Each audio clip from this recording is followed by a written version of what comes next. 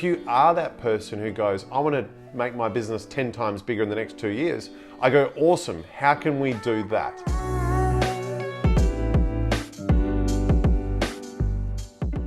The things that I believe differentiate us from other people in the similar fields, whether that's your tax accountant, whether it's a competitor of ours, or whether it's even employing an internal CFO of your own, is the mix of what we bring to the table. The first thing we always tell people is that we see ourselves as an insider within your business. We are part of your business.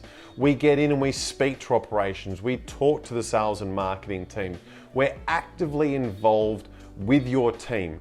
We don't just present reports. Reporting is the starting point and the catalyst for decision making and taking advantage of opportunities or mitigating risks and weaknesses within your business. It may sound simple and it may seem obvious, but one of the things I love about working with the people we work with is helping them achieve what they set out to achieve. And that could be a business that's already in an incredibly strong position that wants to take that further, that wants to break into a new market, that wants to develop a new product, helping them achieve those goals and be part of that journey. But if I was to be completely honest and tell you what my absolute favorite thing is, it's when a business is in a lot of trouble.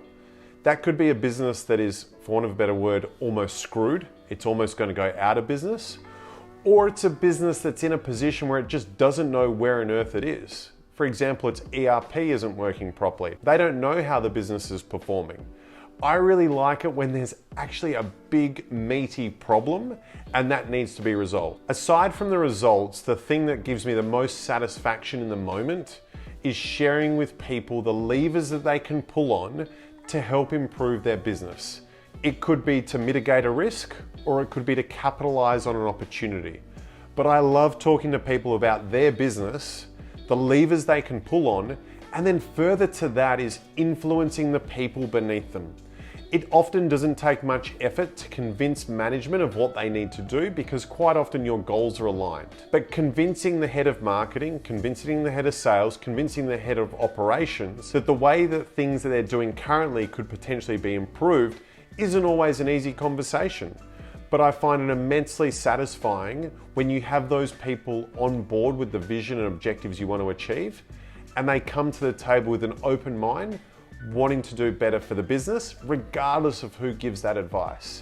But most importantly for us, it's sharing with you why we recommend something, and just as much listening to you as to where you want to go and how you see the world as well. Everything we do with our clients, we want them to understand our perspective of why we're advising to do something or our perspective of why we shouldn't do something. That doesn't mean that they just take it on board and do what we say, but it's for them to understand our point of view on a situation. Being consistent and disciplined in our approach and the tactics and strategies we use within the improvements we want to do with the clients we work with is designed to improve 1% and 2% here and 2% and 3% there.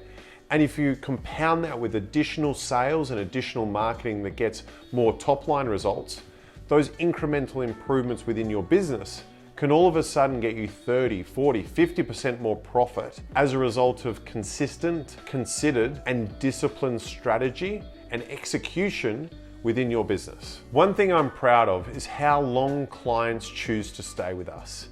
As of the time of recording, our average tenure of clients is 53 months. There's other people where you work with them for a period of time to achieve a specific objective, and then there's other people where they actually graduate beyond your services. They actually do need a full-time CFO. There is actually a point in time where we're too small for your needs. We don't have the resources to dedicate to somebody full-time. You actually need that person there by your side 40 hours a week, every single week. Me personally, I consider myself a 4 out of 10 in terms of my risk appetite. I'm not somebody who wants to buy everything on my credit card, load up with debt, nor am I somebody who goes, I'm not going to buy anything unless I don't have the cash in the bank.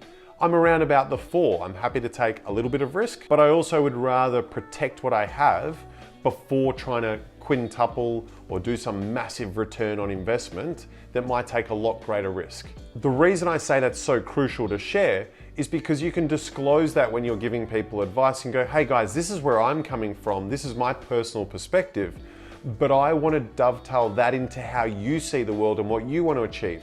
So if you are that person who goes, I want to make my business 10 times bigger in the next 2 years, I go, awesome, how can we do that? It's trying to put your understanding and your perspective around what the client wants to get from their personal situation. All I care about is our clients thriving, and if the world goes to cactus, I couldn't give a stuff. I know that's really candid, but that is the reality of the situation. If our clients succeed, I know personally our business will succeed, and that is the greatest benchmark and measure of our success, is our client's success.